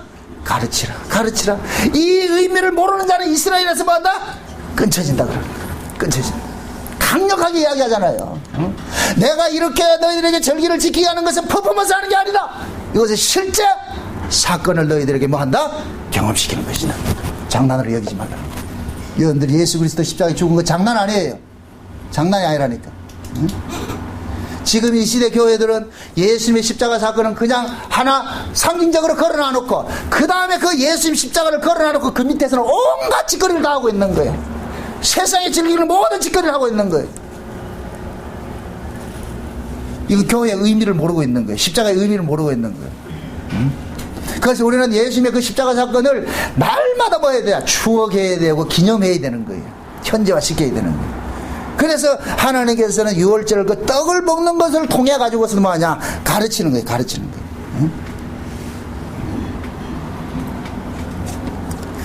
지금 저와 여러분들은 유월절, 무교절 이런 걸 지키지는 않아요. 예수 믿으면 그것이 구약의 절기를 뭐 하는 것이다? 지키는 것이에요. 예수를 믿는 것이, 예수를 믿는다는 것 속에는 예수님께서 구약의 7절기를 모두 뭐 했다? 완성했다는 것이 담겨져 있는 거예요. 담겨져 있는 거예요. 그러니까 우리는 예수님께서 구약의 7절기를 다 예수님께서 완성했다는 것이 담겨져 있을 것 같으면은 예수님께서 구약의 절기는 과거적 사역이 있고 현재적 사역이 있고 미래적 사역이 있다고 그랬잖아요. 봄절기는 예수님의 과거적 사역이고 여름절기는 예수님의 현재적 사역이란 말이죠. 현재적 사역. 그럼 가을절기는 예수님의 미래적 사역이에요. 그럼 그 가을절기, 이 몽땅 이스라엘 백성들은 1년 속에 이 7절기를 집어넣은 것은 예수님께서 어제도 계시고 지금도 계시고 장차 오실 그 예수님께서 이 땅에 오셔서 하신 모든 일들을 그 절기 속에 다 담아놨다 그랬잖아요. 그러면은 그 예수님께서 지금 보세요. 과거에 우리가 예수님의 과거 사역은 저와 여러분들을 위해서 예수님 십자가에 죽으신 것이잖아요. 그럼 예수님이 십자가에 죽으신 것을 내가 믿는 사람은 예수님의 과거적 사역을 우리는 뭐 하는 거예요? 믿는 것이 되어버리죠. 봄절기를 믿는 것이 되어버리죠. 그럼 예수님께서 현재적 사역은 지금 현재 뭐합니까? 성령으로 우리 가운데 오셔가지고 와 있잖아요. 그죠? 와 있는 것을 믿는 사람은 예수님의 현재적 사역을 믿는 것이에요. 그럼 예수님의 재림은 뭐냐? 예수님이 장차 재림하셔서 우리가 만왕의 왕이 되셔서 이 세상을 통치하잖아요. 그러면 지금 현재 저와 여러분들이 예수님의 통치 안에 있는 사람은 예수님이 재림한 것과 똑같은 거예요. 지금 이해돼요? 영적인 의미에서는 예수님은 지금 재림했다니까. 어디에? 우리 안에.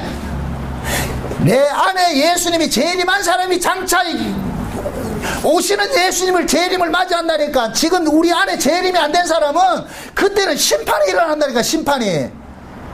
그럼 지금 현재 예수님의 재림이 일어난 사람은 예수를 뭐로 삼고 살겠어요? 왕으로 삼고 살죠. 예수님이 우리의 왕이라 그런단 말이죠. 우리 복음성 같은 거 그러잖아요. 예수 우리 왕이여. 어디에 오셔서? 이곳에 오셔서 뭐하고? 보좌로 임하사. 그 왕이 와가지고 뭐 하겠어요? 통치를 하잖아요. 그럼 그 예수님께서 우리 안에서 뭐 하느냐? 통치하는 일을 하는 거예요. 통치하는 일을. 그래서 신자들은 두 가지 의미가 있어요. 제사장으로서 지금 예수님이 우리 안에 오셔서 일하는 것도 있어요. 그럴 때는 우리 몸은 뭐 하느냐? 제사장적 삶을 살게 하는 거예요. 제사장적 삶을. 이것이 로마서 12장 1절에 볼 것 같으면은 너희는 이 세대를 본받지 말고 뭐 하라? 마음을 새롭게 하여 변화를 받아서 뭐 한다 그래요? 너희 몸을 거룩한 뭐를 드리라? 제사로 드리라. 이것이 하나님이 받으시는 무슨 예배다? 영적 예배니라 그러잖아요. 그러니까 예수님이 제사장으로 오셔가지고서 우리 몸을 가지고서 날마다 제사장적 삶을 살게 하는 거예요. 그것이 곧 뭐냐? 나를 제물 삼는 거예요. 나를 제물 삼게 한다니까. 날마다 나를 죽이고 섬기고 베풀고 나누고 봉사하고. 이걸 어디에서 하게 한다? 교회 안에서. 교회 안에서 하게 한단 말이죠. 그것이 예수님이 제사장 사역으로 있는 사람이고, 그 다음에 뭐냐? 왕으로서는 뭐냐? 예수님이 나를 뭐하냐? 통치하는 거예요. 통치하는 거예요. 그래서 신앙이라는 것은 때로는 뭐냐? 강제적이라니까. 강제적. 자율이 아니고 절대 자율이 아니에요. 강제적이라니까. 예수님이 내게 왕이 될 것 같으면은 우리는 그 왕에게 순종이 돼야 된다, 안 된다? 순종 위에 이 순종보다도 뭐가 되느냐? 복종이 돼야 되는 거. 복종이에요. 이해됩니까? 에베소에 볼 것 같으면은 남편과 아내를 이야기를 하면서 뭘 하라 그래요? 아내들이요 남편에게 뭐 하라 그래요? 복종하라 그러죠? 그건 뭐냐? 남편이 그 남편 대신 예수님께서 우리 안에서 왕이 됐을 때는 우리는 거기에 복종을 해야 되는 거예요. 이건 복종이란 건 해도 되고 안 해도 되고 아니에요. 무조건 뭐 해야 된다? 해야 되는 거예요. 순종은 뭐냐? 해도 되고 안 해도 되는 것이 있어요. 자율이지만은 복종은 뭐냐? 이건 법이란 거예요. 하라는 거예요. 복종하라는 거예요. 그래서 신자에게는 하나님께서 자기 백성들에게 구원을 주신 것은 이제는 이방인과 같은 삶을 살지 말고 하나님의 백성다운 삶을 살도록 만드는 것이잖아요. 그것이 교회로 모여서 뭐 하느냐? 그리스도의 지체로서, 몸의 지체로서 섬기는 모습이에요. 이건 하나님께서 절대적인 뭐다? 명령이에요. 명령. 그래서 주일날 와도 되고 안 와도 되고 이거 아니에요. 반드시 와야 된다니까. 이걸 행위차원으로 듣지 마시라고. 만약에 여러분들이 말씀이, 제가 전가하는 말씀이 행위차원으로 들린다 할 것 같으면 그 사람은 지금 그리스도 안에 와 있는 사람이 아니에요. 행위차원으로 들린다 할 것 같으면. 여러분 보세요. 사랑하는 사람이 무슨 부탁을 했을 때 그게 행위로 들려요? 대답을 안 하면 내가 아니, 사랑하는 사람이 뭘 부탁을 하잖아요. 뭘 이야기를 했을 때 그걸 행위로 들립니까? 아니죠. 기쁨으로 해줘야 되잖아요. 어미가 자식이 엄마 나 밥 먹고 싶어 했을 때 그 밥 먹고 싶어 하는 자식을 위해서 엄마가 밥 해주는 것이 그것이 마지 못했어. 아이고 저 왼수 같은 새끼 저거 내가 해줘야 돼. 이렇게 아니잖아요. 자식이 엄마한테 밥 해달라고 것 같으면 기쁨으로 해주시죠. 감사합니다. 하잖아요 그게. 물론 귀찮기는 하겠죠. 신앙이라는 것은 처음에는 우리가 뭐냐면은 다 율법적으로 우리가 신앙생활을 해요. 그러나 그것이 신하다 볼 것 같으면 뭐 하느냐? 자율이 돼버려요. 자발적이 돼버려요. 처음서부터 그렇게 되는 건 아니고 자발적으로 되는 게 아니고, 그래서 신앙생활을 오래 하면 오래 할수록 하나님의 은혜를 많이 알면 알수록 그 사람이 뭐 하느냐? 종의 자리로 나아간다니까. 구약의 이스라엘 백성들 속에 그게 있어요. 귀뚫은 종의 이야기가 나옵니다. 어떤 집에 주인이 종을 들였어요. 그러면 이스라엘은 50년이 되면 희년 제도가 있어요. 희년이 될 것 같으면 종에서 해방을 시켜줘야 돼요.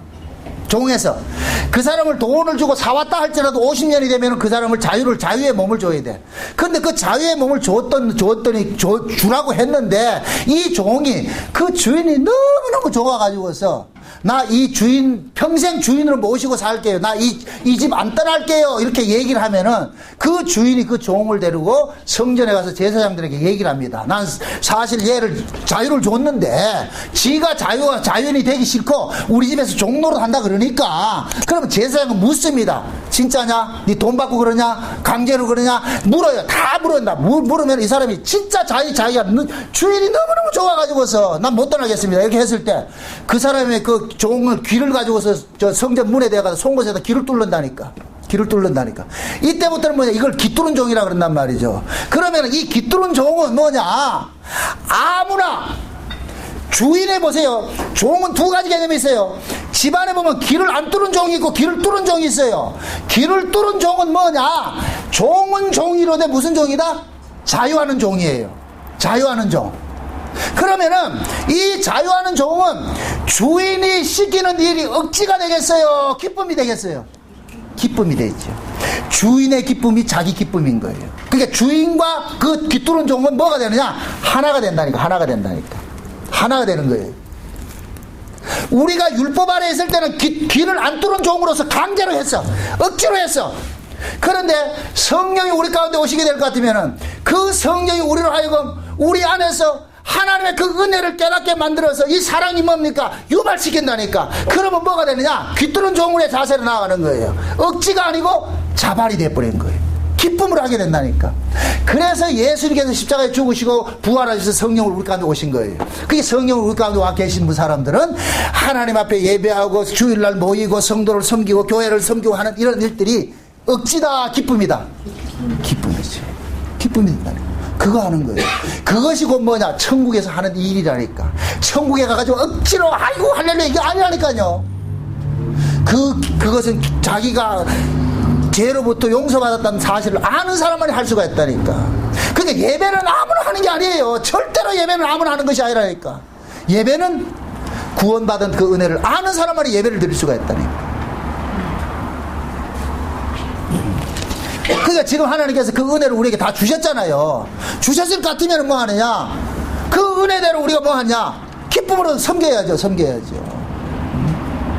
지금 여러분들이 이렇게 주일날 돼서 모이고 이런 건 참 잘하는 거예요. 응? 제가 너무너무 이 소식을 들을 때마다 고맙고 감사해요.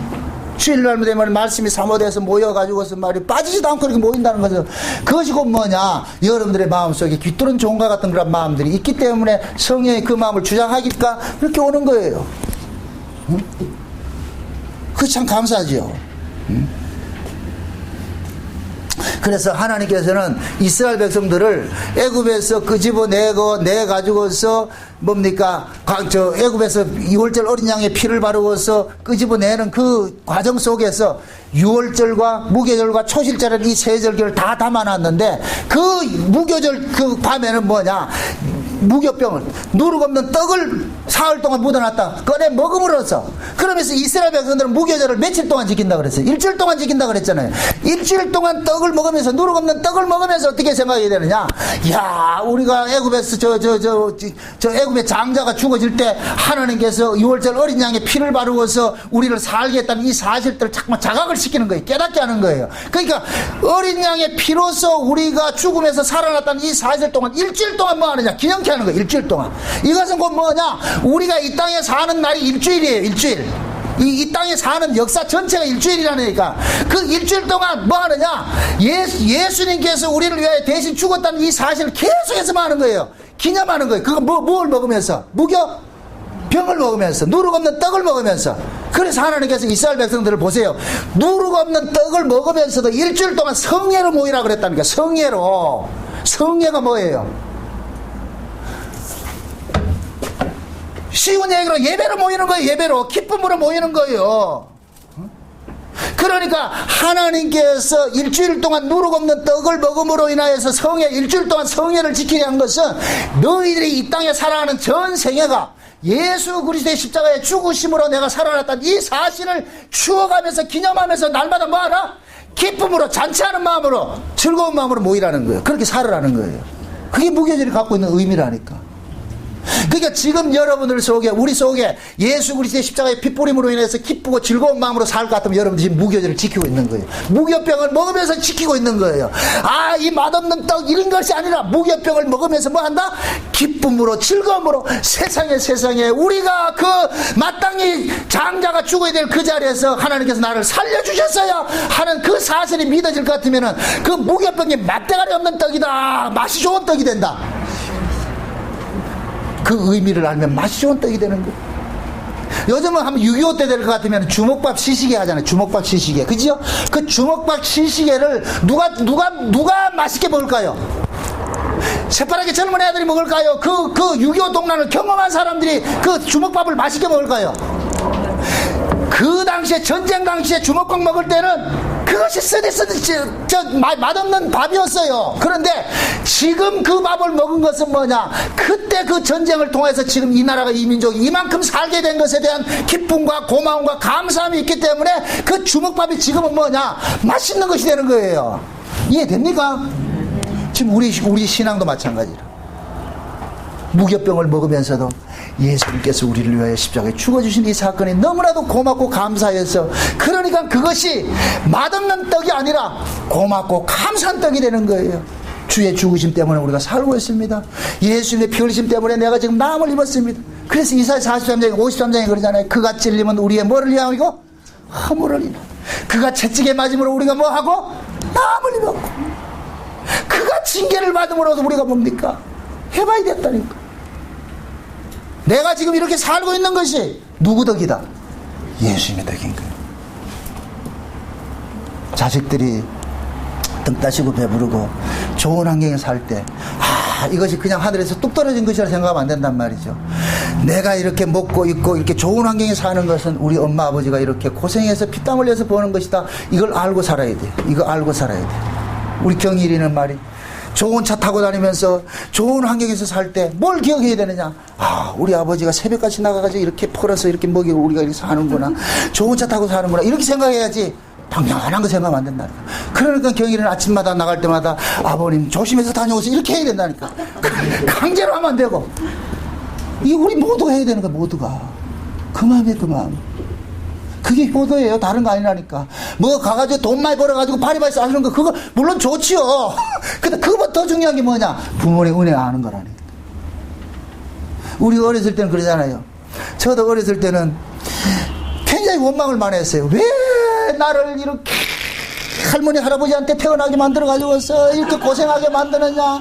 왜 내가 미국 사람으로 안 태어났느냐? 그때 그랬다니까. 왜? 우리 어렸을 때는 학교에 가면은 버터 주잖아요. 그 우유 주고 막 우유 말리는 거 있잖아요. 그런 거 하나 얻어먹고 이럴 때마다, 미국분들은 다닐 때마다 말이야, 초콜릿 먹고 이렇게 할 때, 초콜릿 기분 이렇게 하면서 나는 왜 미국 사람으로 태어나지 않았는가? 원망 많이 했는데, 지금 내가 복음을 알고 보니까 대한민국이 태어난 것이 너무나도 자랑스럽고 우리 할머니 할아버지가 나를 낳아준 것이 너무나도 고맙고 감사한 거예요.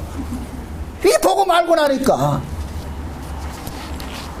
그래서 나는 없어야 될 자인데 지금 잊고 있다니까. 없어야 될 자인데 있는 것은 뭐냐? 하나님께서 나로 하여금 그 늙으신 부모 밑에 나를 낳게 하신 것은 이때를 위함이구나. 이게 깨달아지니까 감사가 아니할 수가 없죠. 안 낳아줬으면 어떡할 뻔했어요. 그리고 목사를 해도 얼마든지 무당도를 할 수 있는데 그거 안 하고 말이죠. 이렇게 복음 전하는 걸 할 수 있다는 게 얼마나 감사해요. 그런 것들이 다 이렇게 복음을 알면 깨달아진다니까. 세상에 지금 현재 나로 나를 나되게 하신 것이 하나님의 그 큰 은혜였구나. 그걸 깨닫는다니까. 부디 여러분들도 하나님의 말씀을 여러분들 성경을 좀 이렇게 보면서 이렇게 뭐 어떤 설교를 듣더라도 그 설교를 통해 가지고서 하나님께서 나를 지금까지 여기까지 이렇게 간섭해 준 그 은혜를 볼 수 있어야 돼요. 그 사랑을 볼 수 있어야 돼요. 응? 한 가지 분명한 내가 개런티 할게요. 여기까지 일을 시작하신 분은 중간에 가다 도태하는 거 없습니다. 낙오시키는 일이 없어요. 끝까지 뭐 한다? 끌고 가시는 거예요. 끝까지. 애굽에서 끄집어내신 분이 비록 가는 길이 험하고 힘들지라도 끝까지 어디까지 집어넣는다? 가나안까지 집어넣어준다. 그 약속이 우리 받았습니다. 그 약속 믿고 힘들더라도 잘 지켜내시고 오늘 하루도 승리하시고 감사하시며 그렇게 여러분들이 이 날을 지키시기를 주의 이름으로 축원드립니다. 기도합시다. 아버지 하나님 감사합니다. 하나님께서 무기들을 통하여서 우리에게 주신 말씀이 이렇게 귀하고 중요한 것인 줄 이 시간 우리가 깨달았습니다. 참 예수님의 죽으심 때문에 우리가 살고 있음을 또 압니다. 하나님 감사합니다. 앞으로 우리의 남은 인생 살아갈 때마다 내 인생 내 것이 아니라 하나님이 주신 그 인생 덤으로 산다는 것을 깨닫게 하시고 범사 속에 감사함으로 살아갈 수 있도록 도와주시옵소서. 예수님의 이름으로 기도합나이다. 아멘.